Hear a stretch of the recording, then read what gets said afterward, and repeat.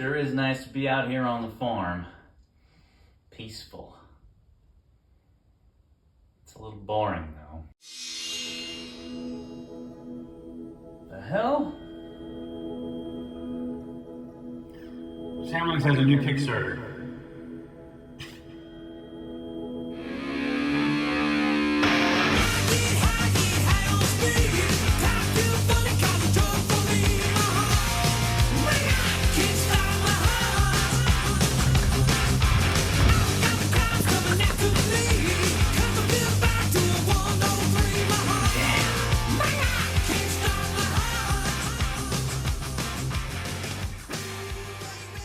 A book?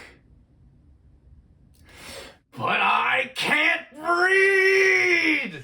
Hey y'all, it's been 10 long years, but it's that time again. My first 2 Kickstarters enabled me to do some pretty cool stuff, if I do say so myself. And this one is no different. For those of you who don't know me, I created 2 documentary miniseries with Kickstarter funding, each filled with amazing stories about interesting gamers. The Smash Brothers and Metagame. Metagame even won an award. Beat a Netflix series to do it too. And all my backers got some pretty sweet swag for their foresight and believing in me. Now I know what you're thinking. You're thinking, Samox, what the hell are you thinking? A book? A book isn't a documentary. And what's this I hear about a game too? And you'd be right to be confused. But if you'll allow me, I'll explain. You see, my background isn't actually in journalism, it's in storytelling. Documentaries have been a great way for me to tell other people's stories, but they're not great for telling my own. And you know, I kind of feel like my own stories are pretty good. So this time, I'm taking a chance on you guys giving me that shot. It already exists as an extended treatment in about 100 pages, but if I can meet my modest goal, in 18 months I'll be able to turn that into a full-fledged novel. It's a fictional story set in a universe where the most popular esport in the world is Team Star. But my main stretch goal, which I'll admit is a bit of a stretch, would enable this game to actually be made for real, so we could play it. Why would I want to do that? Well, to be honest, I think the game itself is just as cool as the story it sits in, and I personally really want to play it.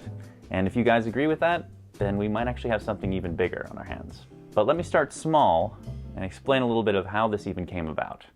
While I was producing Metagame, I had to shoot a series of interviews in Sweden. There, I got a chance to experience the incredible hype of DreamHack 2014, a massive gaming experience with titles like Hearthstone, StarCraft 2, League of Legends, and Street Fighter 4. But by far, the biggest draw, judging by the size and hype of the audience, was Counter-Strike: Global Offensive. Now, I had played Counter-Strike 1.6 a lot when I was younger, but I had never experienced anything like this. The energy, the stakes, the tactical back and forth seemed to propel the audience into stratospheric levels of hype. I was hooked immediately. Incidentally, this particular tournament would become legendary for a crazy and controversial tactic that was used in one of the most critical games. I'll leave a link to a video about it in the description. In the years after, I would come to appreciate the larger narratives of Counter-Strike as well. The international rivalries, the challenges of creating a cohesive winning team, and the culture around the game. This, along with a few other inciting incidents, helped inspire the crux of this Kickstarter, Team Star: The Story. Picture this. You are the in-game leader of an incredibly successful team of players competing in the most popular first-person shooter in the world.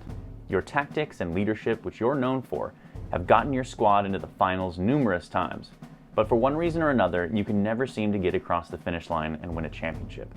Eventually, after a particularly crushing loss, the team tells you they're disbanding, a team you co-founded, in order to explore other opportunities. Devastated, you consider retirement.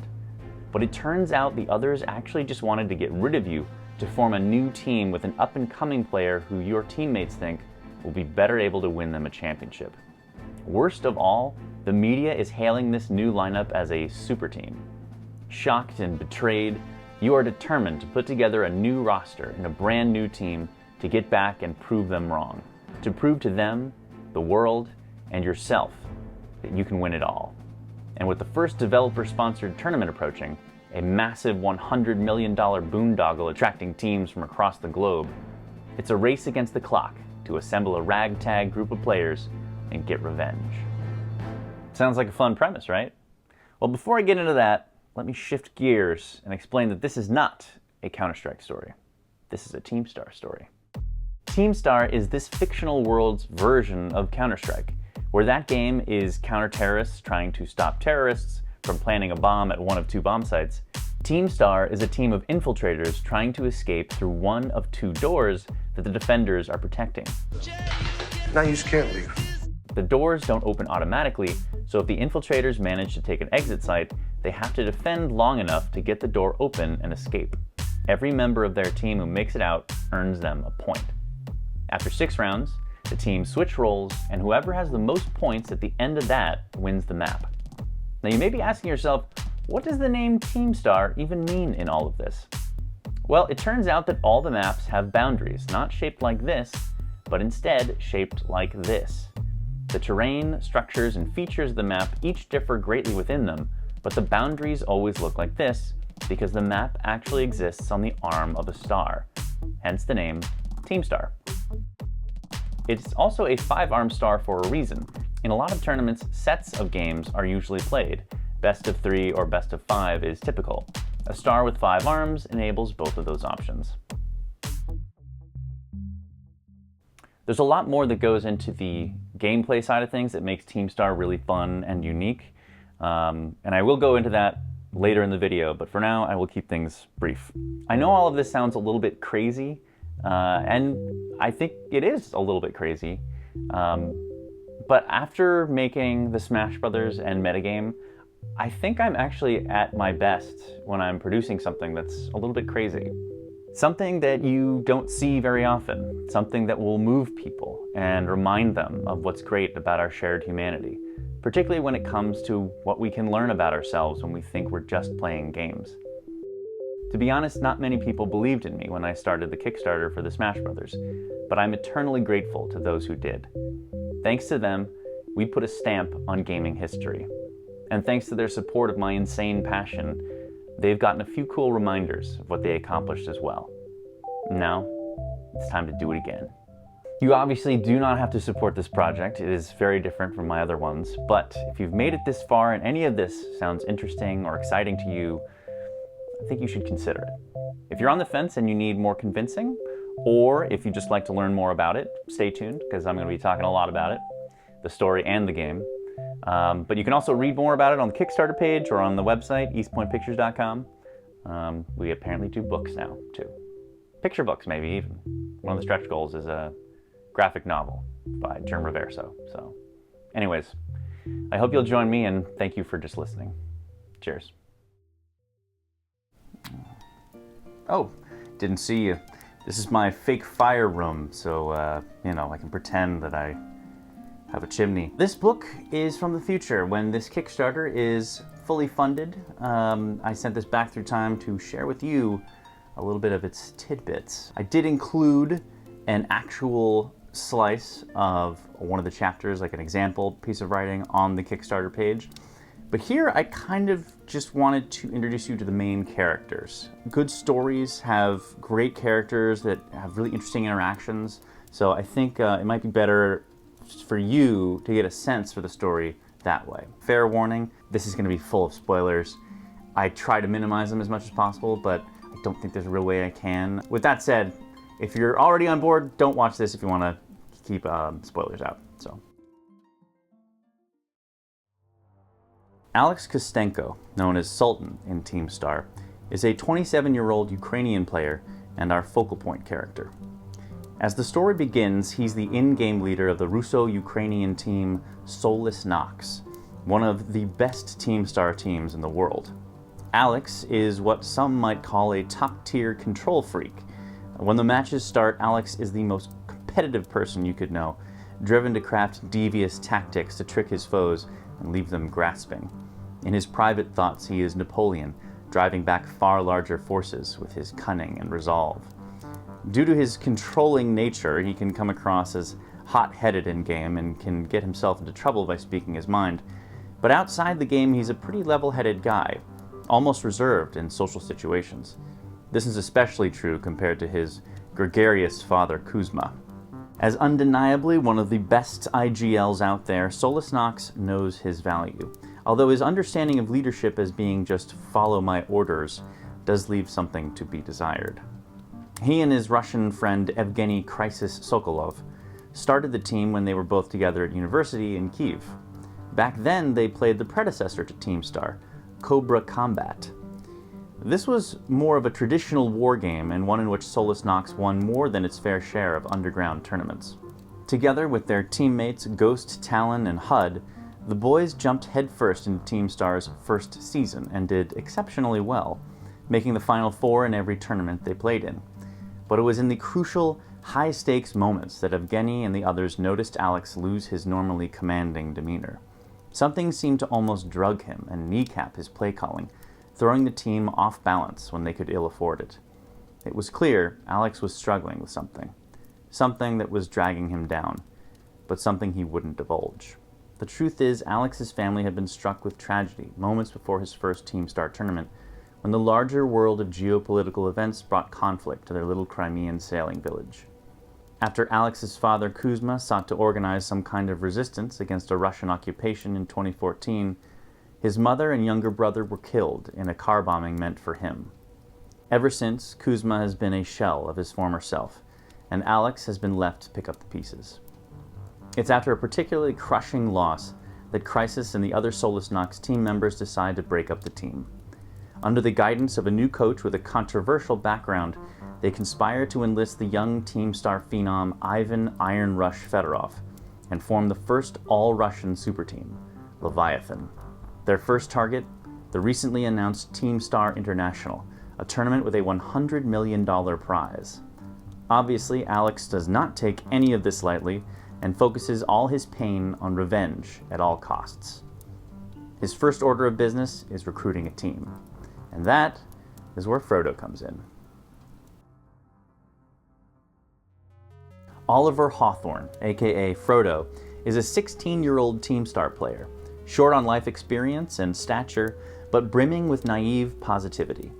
Brought up in London amongst the luxuries of his father's old money, Oliver couldn't want for anything, save getting the time of day from his aloof parents. Their conspicuous absence from any real part of his day-to-day life meant Oliver sought connection in other places, namely video games. In Teamstar, Oliver found some success as a rifler, but more than anything he excelled as a glitch hunter, finding little exploits in the game's notoriously buggy physics system. His endless study of the game enabled him to set elaborate traps while on defense, or spring bewildering assaults on unsuspecting defenders. Determined to be taken seriously by anyone in his life, he used some of his family's ample funds to found his own team called Kara. But with his limited social skills, his attempts at leading a group of players fell flat, and they quickly disbanded. Discouraged, Oliver fell back into glitch hunting and spending time on Teamstar forums. That is, until he saw Sultan and Solus Nox in action. Oliver became enamored with Sultan's play calls and ability to lead his players to victory, even seeing him as a potential mentor figure. He was determined to find some way to play with him, and after the very public Solus Nox breakup, Oliver makes his way to Sultan's town to arrange a happenstance meeting with him at the IGL's favorite land center. Sultan quickly sees potential in the young upstart, and with no other options forthcoming among the local talent, makes him the first member of the new roster. Tom Wyatt, aka Hotshot, is a 25-year-old American who was unrivaled as a sniper in Cobra Combat, a legend for his uncanny ability to predict where opponents would appear and effortlessly take them out. His skill made him as cocky as you could imagine, and fed into a brash online persona as a tell-it-like-it-is kind of player. Like Sultan before him, Hotshot made the move to Teamstar when it gained massive popularity, but found more limited success in the new format. Drama seemed to follow the young sniper wherever he went, with esports blogs discussing the internal divisions and back-talking that accompanied his tenure as he hops between various teams. For a time, he seemed to settle into a role as the lead sniper in IGL on North America's premier Teamstar team, Nimbus. They dominated in the USA, but like other NA squads, they struggled against the top-tier Europeans. Eventually, as Hotshot's streaming career began to take his focus away from the game, Nimbus descended into mediocre placings. When the familiar backstabbing and drama reared its head once again, Hotshot was given the blame and the boot. The truth is, Hotshot had been secretly harboring doubts about his abilities in Teamstar, and these doubts pushed him to be more toxic than he normally would be. After getting booted from yet another team, Hotshot began to contemplate giving up the game entirely and focusing on being a variety streamer. But during an autograph session at a Comic-Con in London, Hotshot is approached by a man he instantly recognizes as Sultan, and some random 16-year-old kid. They come with an offer to join a new team. When it comes to consistent players in Teamstar, perhaps none is more consistent than Jan Balzac, the 25-year-old German rifler from Team Flex. His consistency is due to the ridiculous amount of time he spends in the game. No one in the world has played more Teamstar than Balzac, and it shows. With eyelids permanently at half-mast, his face droops with perceived superiority. Where Hotshot is brash and ready to speak his mind, Balzac is a virtuoso in trash-talking, both to his foes and teammates alike. The man is a toxic waste dump of insults, and he's all too ready to ooze them onto anyone around him. When Sultan, Frodo, and Hotshot find him, he's sandwiched in the middle of a massive row of players at the largest LAN event in the world, a place called The Den, where he's been steadily building a wall of snack wrappers and empty slushy cups around his computer. Though he protests that he's only taking a sabbatical from Team Flex, it's clear they may have kicked the hefty Balzac from the team for his incredibly toxic persona. It's a fact Balzac is running from, as Team Flex was the most important thing in his life, and to confront his own role in pushing them away is like pulling on a thread connected to a lot of other deep-seated issues. But with the promise of having a new team and working with the legendary Hotshot, Balzac agrees to the offer of joining this new roster, leaving only one spot left. At that same LAN event, sitting at the far end of one row is a mysterious player wearing an in-game helmet. These are normally only used at tournaments when the organizers want to make use of a feature which projects players' live facial expressions onto their character models. Players think it's gimmicky, but sponsors love it. Sultan and the rest of the team can see this player is far and away the best sniper at the Den, but Hotshot is uneasy. Just by watching, he recognizes this player's style and realizes it could really only be one person. After Sultan introduces himself, the player removes their helmet to reveal what Hotshot suspected. It's Surge. Daniela Surge Pereira is a 23-year-old Brazilian woman who worked her way through the Women's League and led her team Os Tigres to 3 straight championship victories. Her tenacity and ridiculous crackshot abilities brought her attention from the Teamstar community at large, and eventually she was given a chance to IGL a team in the Men's League, namely on Nimbus, Hotshot's position, on Hotshot's team. Needless to say, the combination of a beloved player losing their job to a relative newbie, and that newbie being the first woman to play in the Men's League, did not bring out the best in the Teamstar community. Hotshot did nothing to stem the tide of misogyny and hate that came Surge's way, which did not go unnoticed by Surge. She had actually idolized Hotshot in her early career and tried to model herself after his playstyle. But where her shot was arguably even better than his, her game sense was lacking and underdeveloped, a subtle but important side effect of her practicing on bots to avoid harassment in Teamstar voice chat. After Nimbus had a mixed run of tournament results with Surge at the helm, Nimbus management quietly let her go. With that history, it's no surprise that Surge and Hotshot harbor some bad blood between each other. But with some clever massaging by Sultan and some privately acknowledged mutual respect for one another, the door opens to adding Surge as the final piece of the puzzle. Finally, a new team, full of misfits and cast-offs, but great players every one, all looking for redemption. Personally, I am super excited to see how these people push each other and learn and grow from each other, and ultimately challenge the greatest Teamstar team in the world for the largest prize ever. Now obviously I've left out a ton of stuff here. These are really just building blocks, but if you like the fundamentals, that's a pretty good sign that you'll like the final product too. Ultimately, I want it to be a celebration of the kinds of esports stories that got me excited about Counter-Strike in the mid-2010s. That era of esports competition was just something really special. Obviously, characters might change. That's just kind of how it goes. It happens with everything. But this is the basic idea. And like I said before, there is a selection of the actual writing, like, how it would appear on the page on the Kickstarter. If that's all you need to get excited and potentially fund this thing, then thank you so much. I appreciate it. Or share it, that would be amazing. Now, if you're like me and you like playing video games as much as you like hearing stories about them, there is more to be seen in the next section. All of it is about the mechanics of TeamStar, what makes it unique and interesting and fun and cool and worth maybe funding the stretch goal for. So, thank you. Cheers. All right, let's talk about mechanics. I am a huge fan of first-person shooters, and in all my time playing them, I've come to appreciate the different ways games simulate movement and firing mechanics. Call of Duty always felt fast and responsive. Battlefield made me feel like I was actually in the midst of a real war, rewarding me for compensating for things like bullet drop, and also just being a wacko with C4 and motorbikes. Counter-Strike felt like the professional shooter, a difficult but rewarding platform that emphasized mind games and teamwork above all else. But something I learned in pursuing the advanced fighting game mechanics in Smash Bros. Melee was that an enjoyable physics engine built with integrity might be the single most important part of a fun, dynamic gaming experience. That's what I want for TeamStar, a great physics engine that rewards players for putting building blocks together themselves, making the game their own. What does this look like in a first-person shooter? Well, let's examine the most obvious part first.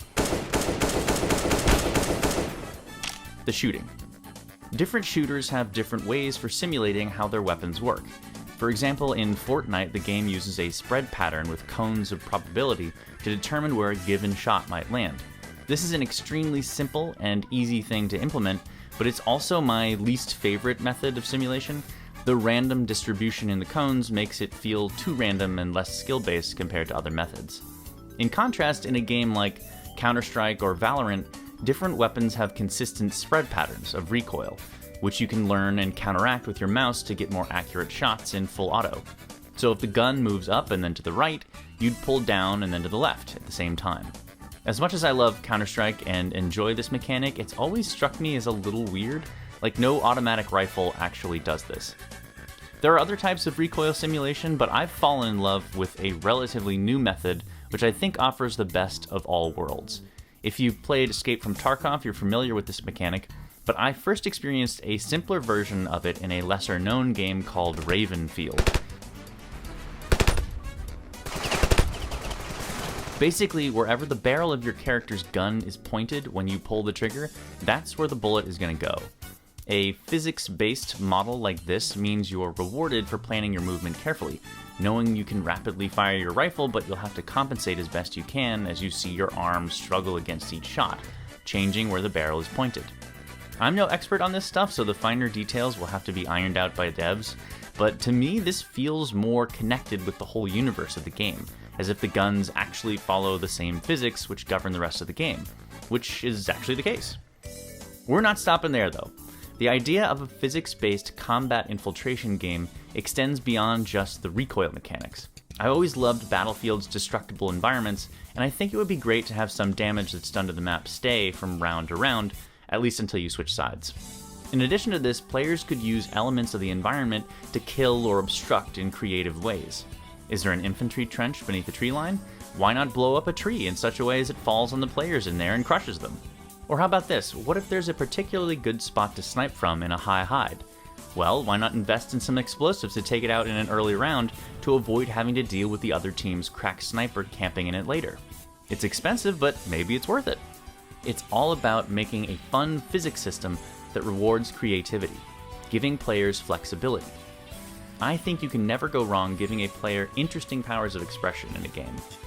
Of course, an equal part of encouraging creative gameplay is setting boundaries. Win conditions, timers, environmental constraints, and TeamStar has those as well. The infiltrating team will have 3 minutes each round to escape at one of 2 exit sites. They start at the tip of the shard and must make their way inward. By the way, I've taken to calling these maps shards. See, because they're like shards of glass, I guess. I don't know, I like it. In the center of every shard, there is a goodie hut, for lack of a better term, that contains a map-specific special weapon or utility. This can be something like a really powerful sniper rifle or a remote-controlled drone or something along those lines. The goodie is not available at the immediate start of the match, but can be accessed after a minute has passed. Both teams can decide if it's worth it to try and secure the goodie, adding another layer of tactical consideration to every round. There's also a day-night cycle which will constrain and affect strategies one might employ. With 12 rounds on each map, 6 rounds are played as infiltrators and 6 are played as defenders. The day-night cycle begins the first round at dawn. The next round is morning, then noon, afternoon, dusk, and finally night, dividing each cycle into equal parts lighter and darker rounds.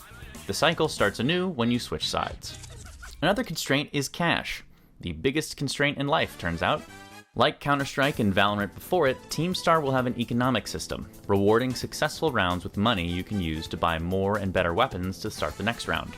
Defenders will have access to generally more generic infantry weapons, whereas the infiltrators will have more special ops or silenced weapons, reflecting their respective roles. In addition, each side can save up to purchase their own ultimate armor. For a high price, the infiltrators have access to a stealth suit, kind of like the Predator's cloaking in the hit sci-fi movie Predator.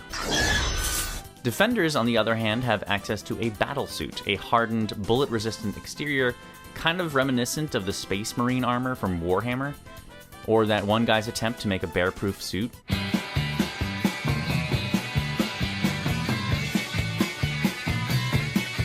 Of course, the key to all this is their respective goals. For infiltrators, it's exiting the map to score points.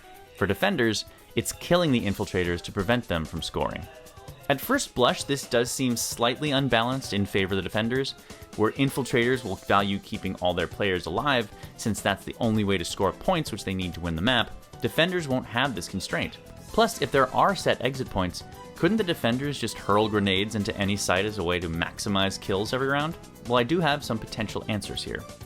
First, defenders will have to think twice about heedlessly throwing all their lives away, because if the infiltrators manage to totally eliminate everyone on the defender team in a given round, they get an extra point, a bonus point for a total team wipe.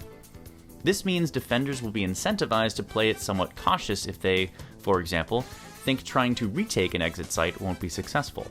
As for the exits themselves, there are no set exits. The sphere in the center of the star is the goal, but an infiltrator can open a doorway anywhere along its surface inside an exit site. This means defenders can't just rig explosives or throw grenades in a pre-planned way. Okay, we've covered a lot of stuff so far. I'm trying not to overwhelm you, but I do want to share all the things that, to me, when taken together, make TeamStar something unique. The last thing I'll touch on is how damage works. In keeping with the physics-based theme, I wanted damage to track with where and how you've been hit in a unique way. In Counter-Strike, shots on different parts of the body produce different amounts of damage, likewise with different weapons. This also depends on if the player's shot has purchased body armor or a helmet or both. In TeamStar, shots to armored parts of a player might kill or might not, depending on the type of weapon, but the bullets could theoretically knock off or destroy your helmet as well, making subsequent shots on you more effective. Lastly, the coolest and perhaps most brutal part of the damage system is what happens to your player model when you're shot. If you take a bullet to the arm, that shot might take your whole arm off. Oh no! So now you're running around trying to fire a rifle with one hand. Probably best to switch to a pistol. Anywhere a shot lands unimpeded, the bullet carves out a chunk from the player model, which will affect how you move and shoot until the end of the round. This can create some funny situations where a functionally immobilized player can still hold angles or spot for you. You might have a situation where a chunk taken from your torso hasn't killed you, but it does mean your firing arm bounces up and down way more when you're moving, making it harder to aim. And I do love the idea of trying to, as the infiltrators, haul immobilized but still living teammates through an exit to score points. That just seems objectively hilarious. The point here is not brutality. In fact, I think it would be better to have blue blood or even a kind of crystalline interior to the player models a la Twilight. The idea is to give a new dimension to damage, and how you, as a player, can find ways to overcome it. Of course, if you're hit successfully in any of the classic kill zones one might expect, you'll be dead. Brain, spinal cord, maybe some vital organs will be insta-kills. Other hits might take a while to kill you, giving time for some last-second heroics. And that's about it. I've got a few more ideas on how the map designs might work, but overall, you should now have a good idea of what makes TeamStar unique. If what I've described makes you wish this game actually existed right now and you could play it, welcome to the club! Obviously, the odds are not in our favor that this will get enough attention to reach the stretch goal of actually making this game, and to be honest, that's okay. People know me for video game documentaries, not making video games. Or books, for that matter. But by this point, everyone who has supported me and seen my work should know me for at least one thing. I do not quit. When I get passionate about an idea, I follow it through to the end, no matter what. I keep my promises, and I promise you, if you share my passion for these ideas, you won't be sorry you helped make it happen. And heck, some of these ideas are not going to work, and will get better with time and tweaking, especially with beta testing help from people like you. So please help if you can.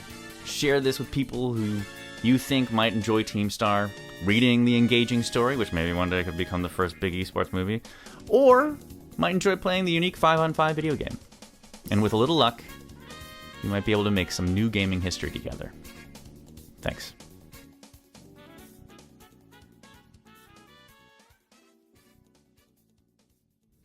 Well, to be honest, I think the game itself is...